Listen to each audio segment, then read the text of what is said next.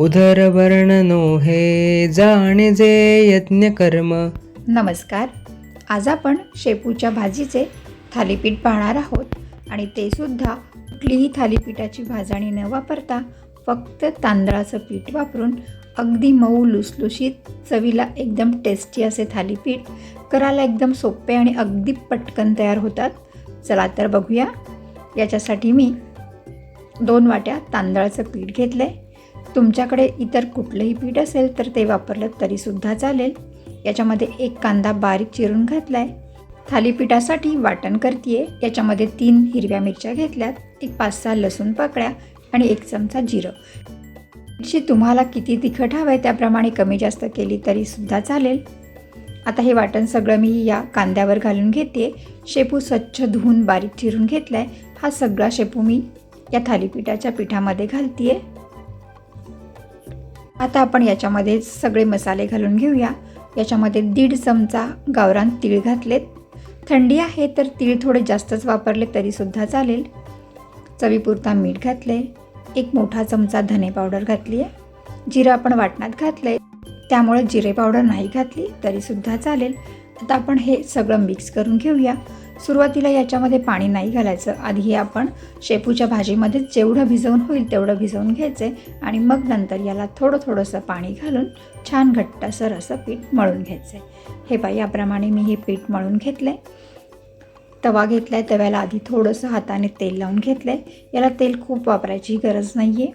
थालीपीठाचा एक गोळा घेतला आहे. हाताला थोडंसं पाणी लावलं आहे आणि आता थालीपीठ थापून घेते आहे. हाताला थोडंसं मध्ये पाणी लावायचं आहे आणि आपण हे थालीपीठ थापून घ्यायचं आहे. पातळ, किती पातळ हवं आहे त्याप्रमाणे हे थापायचं आहे. पहा, बोटाने हे छान पसरलं जातं आहे. अगदी व्यवस्थित पसरवून घ्यायचं आहे. हे छान पातळ थापून झालं की मग याला मध्ये आपण एक होल करूया आणि त्याच्या साईडनेही होल करूया. म्हणजे याच्यामध्ये तेल घातलं की थालीपीठ छान मध्यभागापर्यंत अगदी छान व्यवस्थित शेकलं जातं. याच्यामध्ये थोडंसं आता तेल घालून घेते.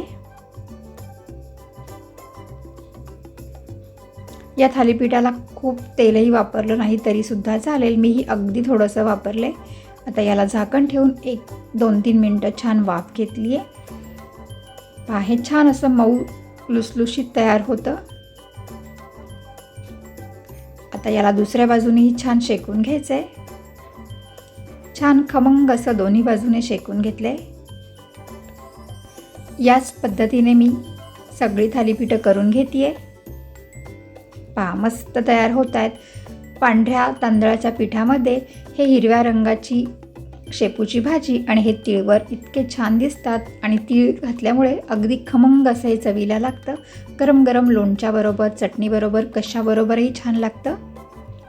ही रेसिपी एकदा तुम्ही नक्की करून पहा आणि आवडली तर एक लाईक करा, कमेंट करा, शेअर करा आणि चॅनलला अजून सबस्क्राईब केलं नसेल तर सबस्क्राईब करा आणि त्याच्या बाजूचं बेलचं बटनही प्रेस करा म्हणजे माझ्या व्हिडिओचं नोटिफिकेशन तुम्हाला मिळेल. चला तर लवकरच भेटूया एक छानशी सोपी टेस्टी रेसिपी घेऊन. हा व्हिडिओ पाहिल्याबद्दल खूप खूप खूप धन्यवाद.